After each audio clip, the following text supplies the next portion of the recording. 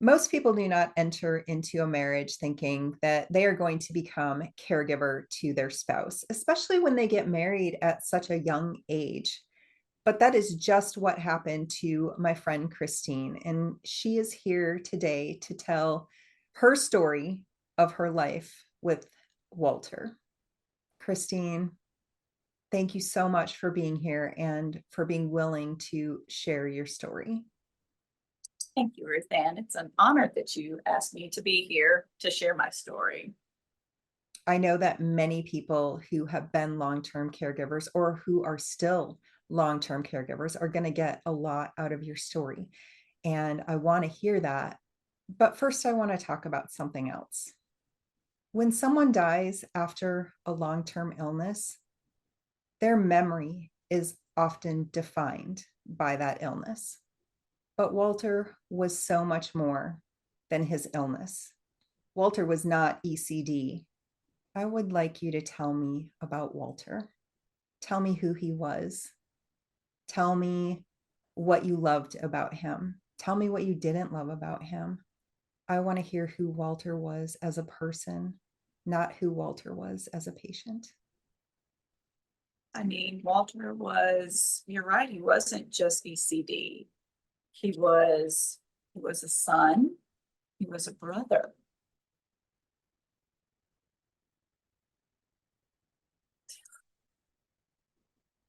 He was an uncle who loved his nieces and his nephews. He was one of the kindest people I've ever met. He was the kind of person that if you needed it, he would give you his last $5. And I've seen him do that. He has given the shirt off his back. He's given gloves, boots to people who needed it, total strangers. Oof. He loved me most. That's one of the things I miss the most, is being loved by him. Every day, every morning. He would just say, "Good morning, beautiful." And I miss hearing that so much. And I didn't realize I was going to miss that until it was gone. I wish I had recorded that. But that generous heart that he had sometimes was one of the things that would really annoy me, because he would come home and say, "Oh, I need to get a new pair of gloves." And I would say, "What do you mean? You have gloves?" "Well, no, I was driving and there was somebody who was walking on the road and I picked them up and took them to wherever it was, the destination that they were traveling to, and I would talk to them." And they mentioned that, oh, they didn't have gloves for the winter and it was cold out. So he just gave them his gloves. And I was like, oh my gosh. He had such a generous heart. He didn't even think. It did not,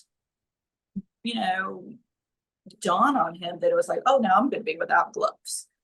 And I would say, it's very thoughtful that you're doing that, Walter, but now we have to spend money to buy gloves for you that you had.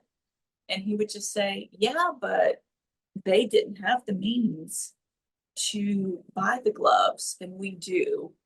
And it was just like, oh, yeah, that's the kind of person he was. He God-fearing, God-loving, walked the walk. So he was just that kind of person. I love that so much. I wish I would have gotten a chance to meet him before he was diagnosed with ECD. He was a good guy. He was one of the good ones. Yeah, it was like you said, he was a musician. Hmm? He was he took some guitar lessons, but he sort of self-taught. And he loved sitting outside and strumming his guitar and writing lyrics and putting music to those lyrics. Um, and that was something that he really wanted to do, was to share that with the world. And in some small part, he did. He was able to share that with our church. Um, During Memorial Day and the 4th of July, we would have festivals downtown and he would play um, during those. So he would play in coffee houses around town. He really just wanted to share his music with people.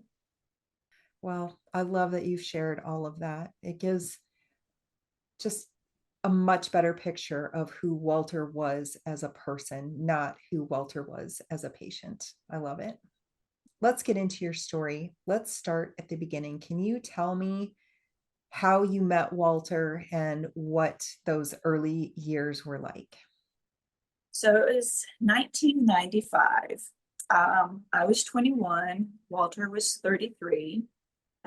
We met at work.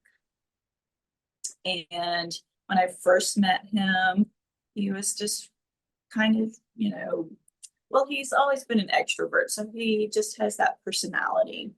Um, and I'm an introvert. So I'm more reserved. And so I just thought, gosh, she's kind of show offy. Um, it seems like a lot. And he thought, oh gosh, she's so quiet. She's stuck up. She's, how people are always assuming people who are introverts are just, I guess they think we're stuck up. I don't know. We're not. We're just quiet. And that's what he thought. Um, and then one night we were leaving and we just struck up a conversation. And we found ourselves talking in the parking lot for over 2 hours. And it was just so easy, effortless. And I just thought, gosh, this guy, he's not what I thought he was. He's a really nice guy. Um, and after that, we just became more friends. Um, and then after a couple of months, he left the job. And, again, it's 1995. We didn't have cell phones, we didn't have social media. So, and we had never exchanged phone numbers. And I was just like, well, I guess that's that. So one Saturday, I was sitting at home. I was still living with my parents at the time. Um, the phone rang. I looked at the caller ID. It's a local number, but I didn't recognize it. Thought it was a telemarketer, but I still picked up and said hello. And then on the other end, I hear, is this Kristine? And I was hesitantly saying, yes, this is Walter. And I just immediately sat up straight, like fixing my hair, checking my face. And he was like, I've been going through the phone, I've been calling all the Bells in the phone book because my last name was Bell, until I got to you.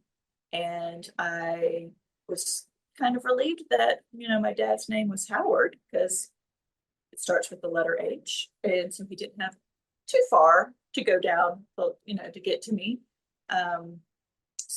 But yeah, I was just like, wow, I can't believe that he did that he had, you know, gone through the phone book to find me. Again, this was 1995, so no social media, no cell phones. We had never exchanged, our phone numbers because we were work friends. Um, but that just meant so much to me that he did that. And so we had made plans to hang out. And we went to the movies and then out to dinner. And after that, we just was pretty much together after that. For young people, they have no idea what we had to go through to find somebody in the old days before the internet, before social media. And when somebody tracks you down like that, that they're really serious about it because they had to put forth so much effort to do it. I love that. Yeah, yeah, I know. Sometimes it does make me sad about the youth of, they don't, they had no clue, um, everything is just so instant now. And, 30 years ago, yeah, if you lost contact with somebody, it was really difficult to track them down. Um, we had these things called phone books that had everyone's, number in it listed. And, that is how you tracked somebody down. Well, what was life like for you in those early days then? How long did you date before you got married? What kinds of things did you like to do? And what kinds of plans did you have for your future? We dated for about 4 years before we got married. We got married in the spring of 1999. Still living in Columbia, South Carolina. We had discussed, did we want to stay in Columbia? Did we want to move somewhere else? We both had agreed that we did not want to live in Columbia. Walter went to school in Western North Carolina, loved the area. My maternal grandparents had a house in Asheville, North Carolina. So I was definitely familiar with the area, and I've always loved it. I've always loved it here, always wanted to live here. So when we were discussing where we were going to live, it was pretty much a no-brainer. Well, yep, we're going to live in Western North Carolina. So we settled on a little town about 30 miles west of Asheville. It's just quiet, it's idyllic, I love it here. I love looking out my window at the mountains. I mean, not many people can say they have a view like I have. It's, downtown is so quaint. When we first moved here, the house that we lived in did not have a washer dryer hookup. So once a week, we'd go to the laundromat and do laundry. And then we would have lunch. And I mean, it was just like the simplest, mundane task, but we enjoyed doing that because we were together.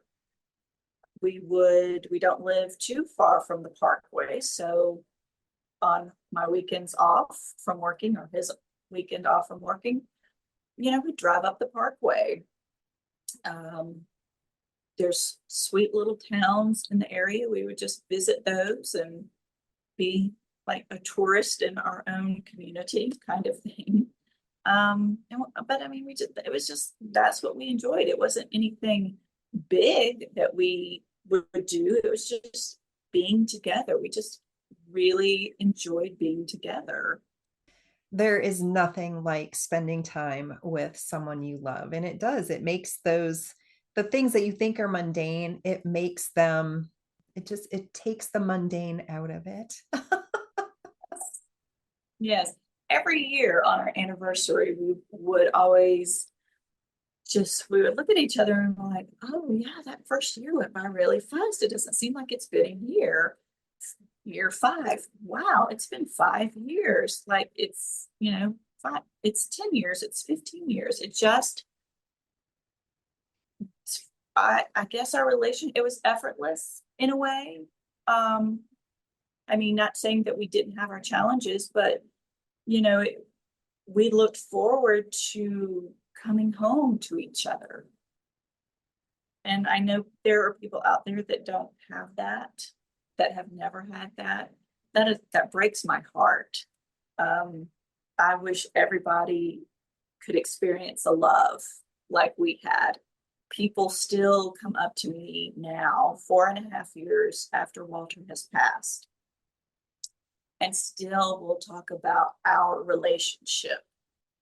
Like, I would just watch you two and be in awe. You could see the love that y'all have for each other. I mean, it was undeniable. And it was like, yeah, I had it. Well, for people who haven't experienced that kind of love, do you have any advice for them? Because it sounds like the two of you just made it work. So, was there anything special that you did, or was it just who you were to each other when you finally realized that this was the person that you wanted to be with? That's a good question. And I would have to say our faith as Christians, that it's, any relationship has to be a strong foundation, Christian based. I prayed for a man like Walter. I prayed for a long time. We were friends. He was my best friend. So we had that friendship before it became romantic. We just always appreciated each other.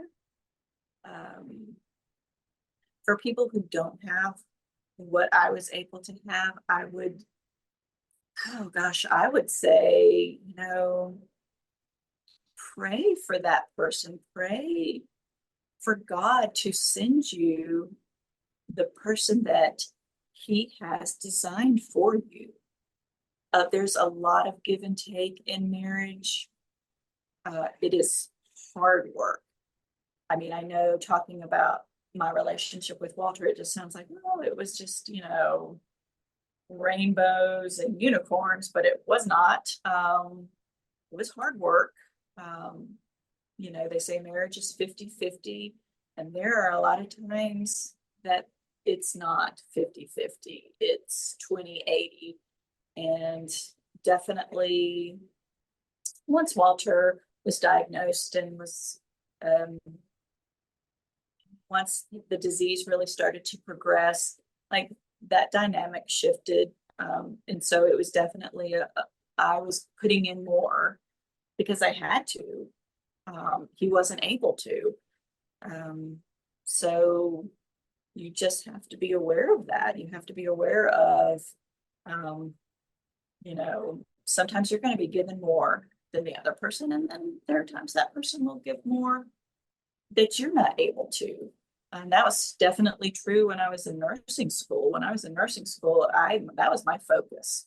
I had to get through those 2 years. And Walter really stepped up and, he did more. He did the housework and the grocery shopping and the cooking and the laundry. And because I wasn't able, I was like, either if I wasn't at work, I was in school or I was studying. So he gave more. Then he got sick and those roles changed, and I had to be the one to give more to care for him. So, really, sounds like just you had a really good partnership and you had good communication. That was so important for you to have because you didn't know what was coming. But having that relationship that you did is probably what got you through all those really difficult years. Yes, yeah, it did. I will agree. Before Walter's diagnosis, what were some of the big plans the two of you had for your life? Did you want to travel? Did you have plans for a family, career? What were your plans? Yes, we did want to start a family. That was definitely the goal after I graduated from nursing school. I would work for a couple of years and then we would start a family. Um, and then we would save for retirement and we would travel. We would talk about places that we wanted to go. I remember one of them was Antarctica.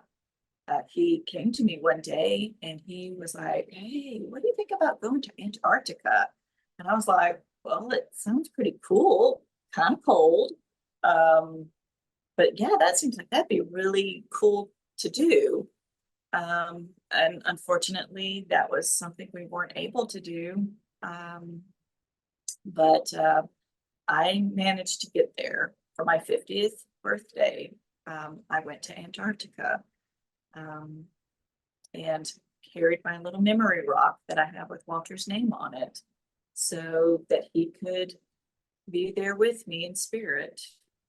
But yeah, that, we definitely had plans to do that. We wanted to travel, we wanted a family. Um, it just wasn't in the cards for us. That's so hard. How soon into your marriage did you start noticing symptoms, and what were those first symptoms like?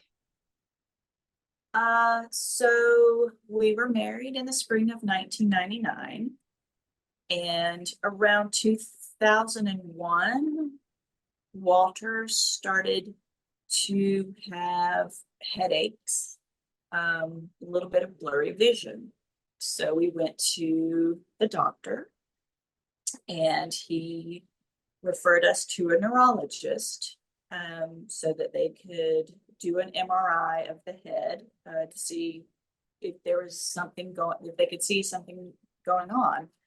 And I remember the neurologist telling us, oh, well, it looks like your pituitary gland is a little bigger than it should be.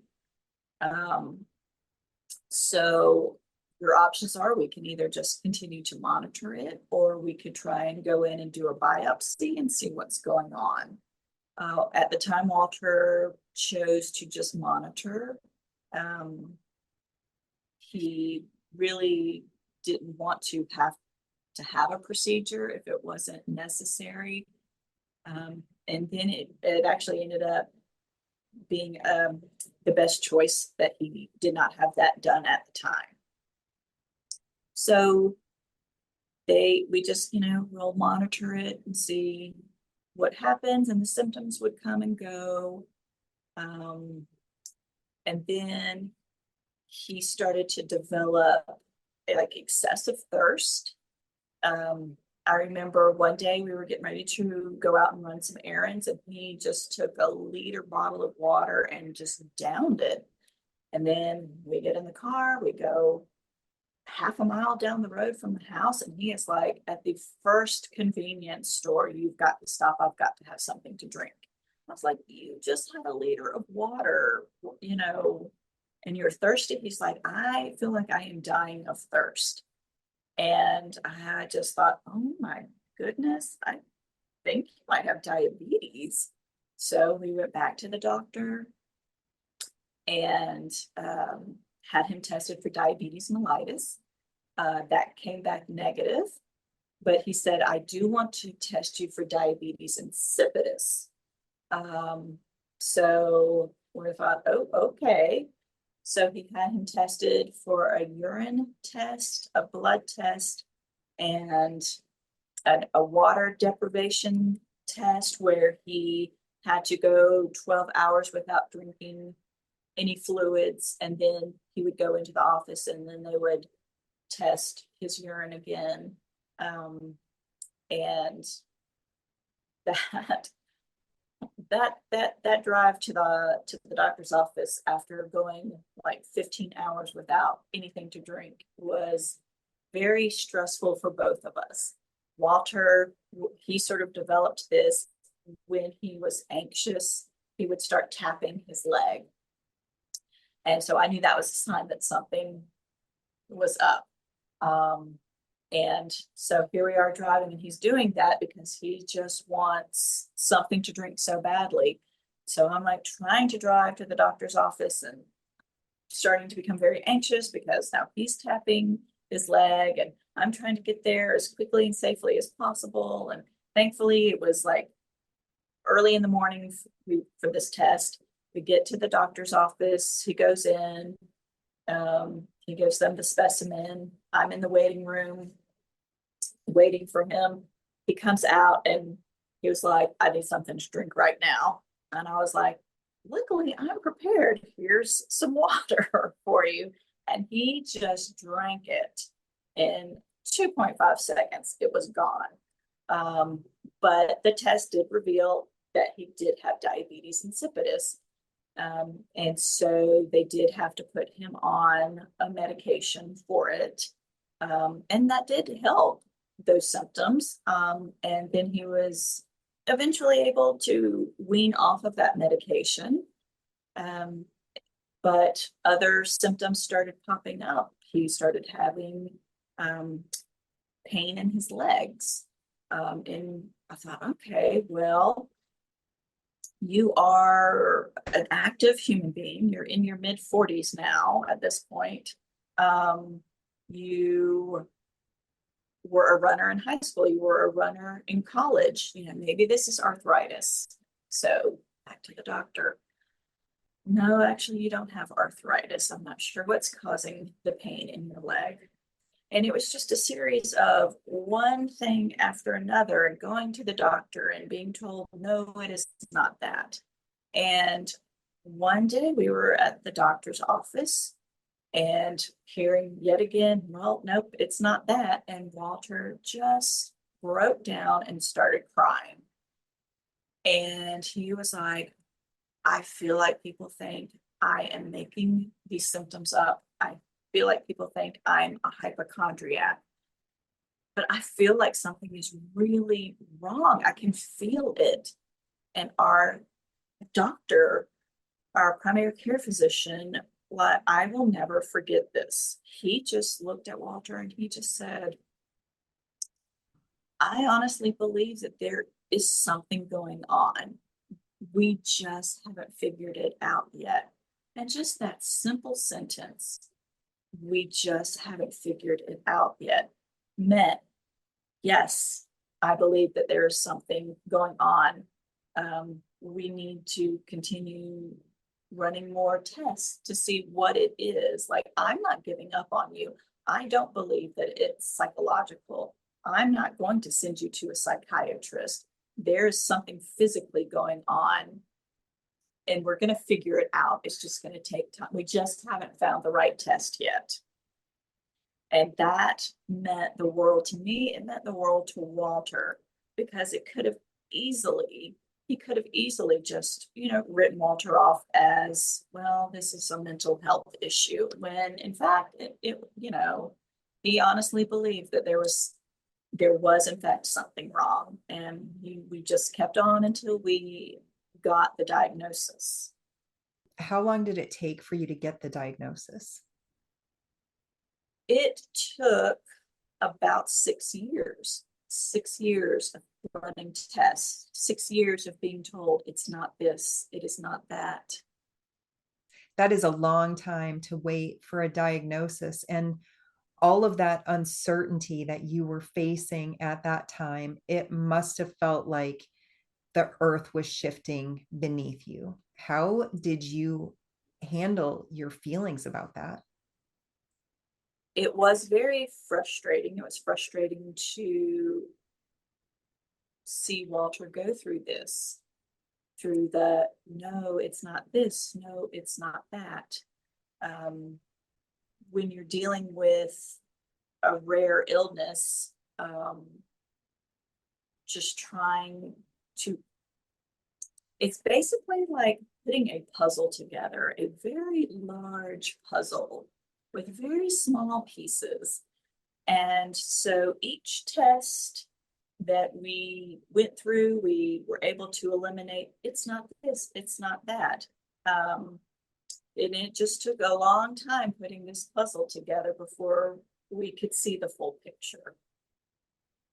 I like that description of putting a puzzle together. That is so accurate for when you're trying to find answers for someone who has a rare disease, and that just gives a really good picture of what it was like. So we've got a lot more to cover. I do want to hear about your or about the tests that Walter had to go through to get that answer, because I know that a lot of people don't understand just how intense it can be finding those answers and all the things that you have to go through. So initially there was the slightly enlarged pituitary gland, and then the excessive thirst that led to a diagnosis of diabetes insipidus. He had headaches, he had dizziness, and he had bone pain, and was having all of this testing done and was not getting any answers. And if I remember correctly, Kristine, it took about 6 years to get that diagnosis. But I'm wondering, what were some of, can you tell me a little bit more about some of the testing that he went through and what that was like for you during that time? Because that is so frustrating when you know something's wrong and you're not getting any answers. Yes, RuthAnn, it is very frustrating. So it was about 2006. So I was it had been a year since I had graduated from nursing school. And Walter, I remember him coming to me and saying, I really want to see what, I really want to focus on what is going on with me. And I agreed because he was still having bone pain that wasn't being relieved by NSAIDs like Tylenol or ibuprofen. The doctor tried him on a medication that's now been discontinued called Darvocet, which is a narcotic that wasn't relieving his pain. He was still having intermittent headaches. He was the thirst, though, that one we seemed to have under control. But yeah, he really was just like, I really want to see if we can figure out what's going on now. So I was in agreement, and we went back to our primary care physician, who once again referred us to the neurologist. The neurologist ordered another MRI because at this point it had been 4-5 years since the last MRI of his brain. So we scheduled that. We went in, and this time the news was a little different. It was a little more shocking to hear. He said, well, now it looks like your pituitary is twice the size it was from the last image. And we were a bit floored by that. So he once again said, I would like to do a biopsy. And we did agree to have that done. It's a transnasal biopsy where you have to go through the nose to get to the pituitary. So that was going to require him being in the hospital for several days. He would be in neuro trauma ICU for 3 days after that biopsy. But I remember sitting in the waiting room, and then the doctor called and said, okay, everything went well. But his pituitary is actually normal in size. It's not, twice the size that the imaging was showing. So at first I was relieved. I said, well, yay, that's great. And he said, well, yes and no. He said, it's telling me that there's something further back in the brain. And I went, oh, yeah, that's not so great. So after the 4 days that Walter was in the hospital recovering from the biopsy, we were referred to an ophthalmologist in the area who did an ultrasound. We went into the office, and he had this little wand. They numbed the eyes. They put the wand on the eye, and he's able to visualize what is back there. And he said, yes, I definitely see something back here. So I would like to do a biopsy. And we said, okay. This one was going to be a little trickier. This one was going to, when he went through the possibilities of what could go wrong, he says it's a delicate procedure. We numb the eye. We have to go under the eye orbit to get to what is back there. You've got nerve endings back there. He said one false move, I could nick a nerve, and you could either have permanent double vision or blindness. And of course, you know, you want to be educated on what could possibly happen, but hearing those, it's definitely nerve-wracking. And even as a nurse, you know, it's different when it's your spouse and you hear these things versus being a nurse and, you know, on the other end of things. But you know, this was he was a brilliant doctor. Everything went beautifully. He was able to get a specimen. He said it was the smallest sample he could possibly get without doing any damage.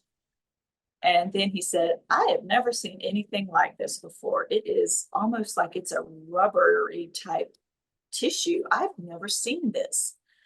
So they sent it off to the pathology department at the hospital. They could not identify it, so it had to be sent to St. Louis, Missouri, to a special pathology department. They diagnosed it as a xanthogranuloma. A xanthogranuloma does not typically pass the blood-brain barrier, so you would not see it in the brain. You would typically see it in the trunk. So from there, we were referred to a hematologist and oncologist. So he was an oncologist, but he was also a hematologist dealing with blood disorders. So we go in and we meet this man, this physician, and he said, you know, I want to test you for this very rare disease. I don't think that this is what you have, but I want to test it so we can at least eliminate, you know, process of elimination, which of course we were so used to at this point, and really didn't think anything of it. Didn't, you know, just was like, yeah, we'll go in and have that and you'll tell us we don't have that. So he sent Walter to have a bone scan. So it's a scan that basically what it does is it scans your bones. They were looking for this particular disease. And if Walter had it, he would light up like a Christmas tree. And if he didn't have it, there would be nothing to see. It would just be a regular image. So Walter went in and had the test. He had it done. And then I remember I was at work and he called with the news that they had figured out what Walter had been, what he'd been dealing with all this time. And that was Erdheim-Chester disease. And I remember Walter calling me at work and he said, they figured it out. We've got a diagnosis. And he said, I'm going to be okay. That was one of the first things he said. I'm going to be okay. They figured out what it is. And I said, okay. And hung up the phone and immediately Googled Erdheim-Chester disease because I had never heard of this. I did not know what this was. And was shocked. 3 pages dedicated to the same medical article. It was and I mean, I'm a nurse, but even I didn't understand a lot of the medical terminology. I mean, I'm having to like Google what this means and what that means. And just remember the scanning this article as quickly as I could and then seeing like, is there a life expectancy? It says there's no cure, but what's the life expectancy of this? And when I read what it said, the life expectancy of somebody diagnosed with Erdheim-Chester disease, if they are fortunate enough to be diagnosed with this, is 3 to 5 years. And my heart sank. I just could not believe it. And I don't know if Walter had, Googled this before he called me. I don't know if he was telling me to give me false hope. I'm going to be okay. You know, um, yeah, that floored me. I wasn't expecting that. We were thrilled that we got a diagnosis, but now we've got this uncertainty of what is this? What is this disease? Um, yeah. How did that news affect your plans for the future then? Because now you've learned that the prognosis is not great. And I'm assuming you went home and you talked to Walter about it. What was that like? And then how did you plan for your future after that? So yeah, I go home and I, said, so I Googled what Erdheim-Chester is. Um, and I had printed it off and brought it home, like, here it is. I said, but it's saying 3 to 5 years life expectancy. And he, just sort of brushed it off and he was like, it's okay, I'm gonna be okay. I'm gonna be okay. And I was like, okay, but what is this? So, we of course had the follow-up appointment with the oncologist to discuss treatment. Um, and at the time, so this is 2007, and at the time, the medication that they were treating Erdheim-Chester disease with was interferon. It's an antiviral. It treats certain cancers. It treats certain viruses. And so we're going to start you on this. It's going to be an injection once every couple of days. I think it was 3 times a week he was doing the injections. We're going to do scans every 3 months. So you'll be coming in every 3 months. We'll follow to see. I mean, the doctor was very honest. He was like, I've never treated anybody with this.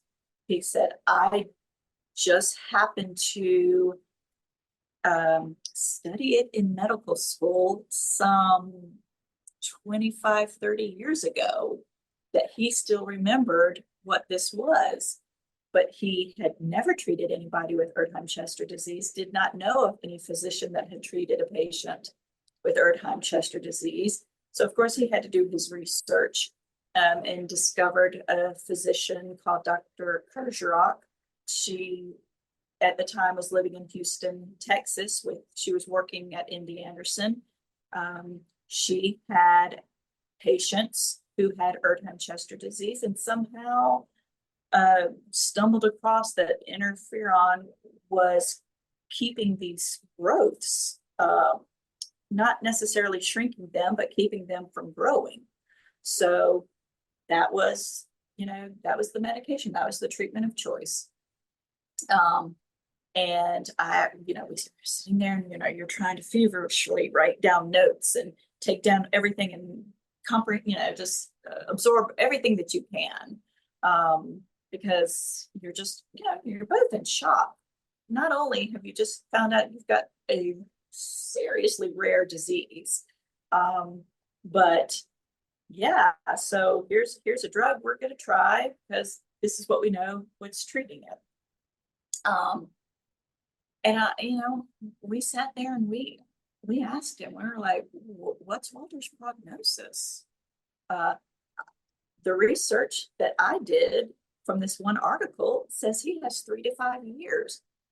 And he just looked at us and very honestly said, I don't know what your life expectancy is. I just don't know. And of course, we just sat there and we were stunned and we both just started crying because we did not know what our future was going to look like after that. You walk into an appointment thinking things are going to go one way, and now we're just like, what do we do? Like, we're looking at each other. What do we do? We don't know. And that's where your faith comes in to play. It's a big part of getting us through any trial in our life. We just gave it to God. God will get us through this, no matter what the outcome is. God's going to get us through this.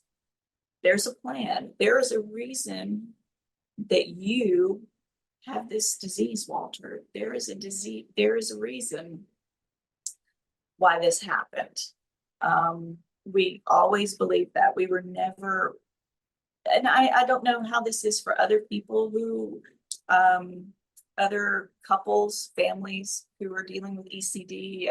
I've actually never asked, but for us, we were never angry about it. It happened, sickness happens in life. I would agree with you. Your faith plays a huge role in that. You know that God's got a plan and you just trust in his plan and you just keep moving forward one day at a time, doing what you can, still living your life and not just existing, still living because you're still living with the person who means the most to you in this world and you're doing it as a team. And I think that that makes a huge difference too. Yes, I agree. I agree. Um, so once we got the diagnosis and started the treatment, um,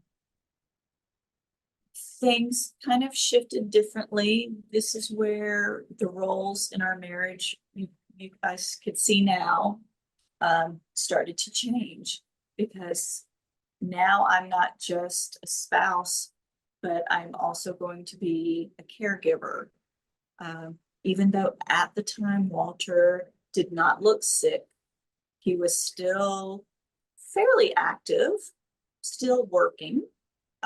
If you looked at him at the time, you would not have thought that this is somebody who has a rare illness. So he started the interferon.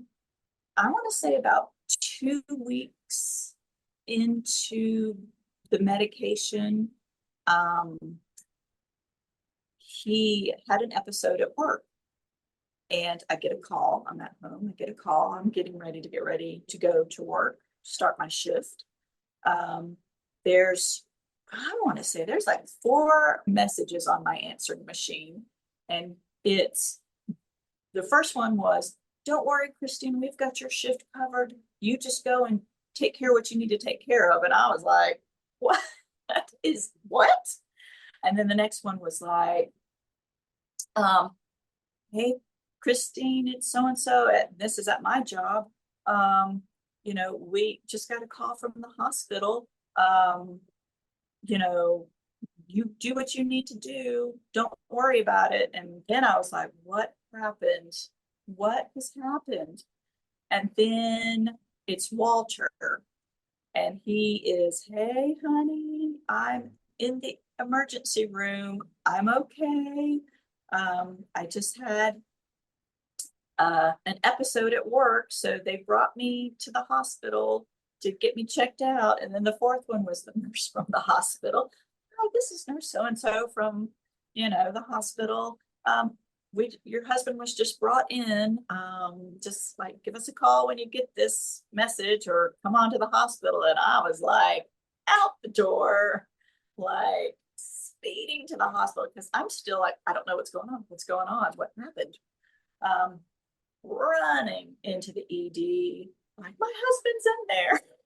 And they let me through, and he's, in one of the rooms, and he's hooked up to, telemetry, which monitors your heart rhythms, checks for arrhythmias.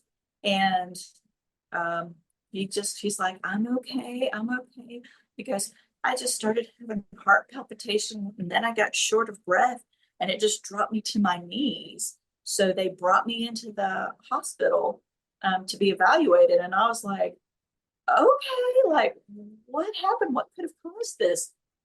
The doctor, the admitting hospitalist said, oh, we're admitting him to the hospital. We've already contacted the cardiologist.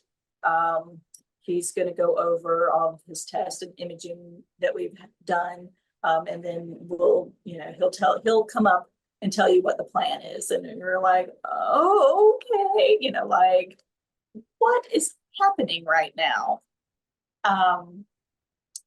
So we get him settled into the room, and then a little while later, the cardiologist comes in, and he, basically said, I mean, your EKG is normal, your lab's like a troponin level, which, is a lab that tests the protein in the heart, and if there's damage, it would tell you if there was a cardiac event happening.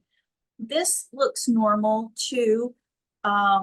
Normally we would order a stress test for you, but seeing how you got short of breath and had already having heart palpitations, I want to bypass the stress test and go in and do a cardiac catheterization. And I was like, oh, this is serious.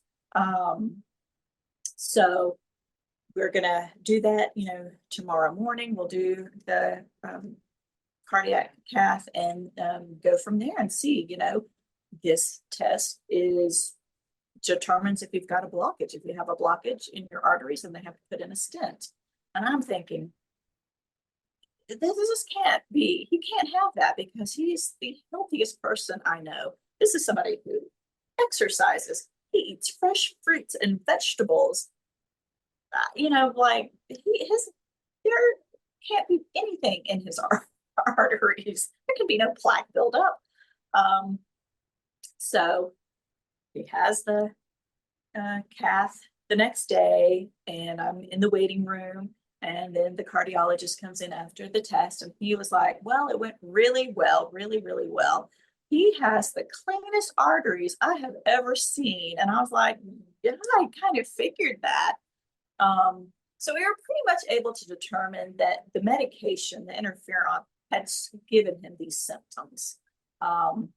So then we had to have a very serious conversation of, can you work? If you're on this medication and it's causing you to have shortness of breath and heart palpitations, how are you able to work?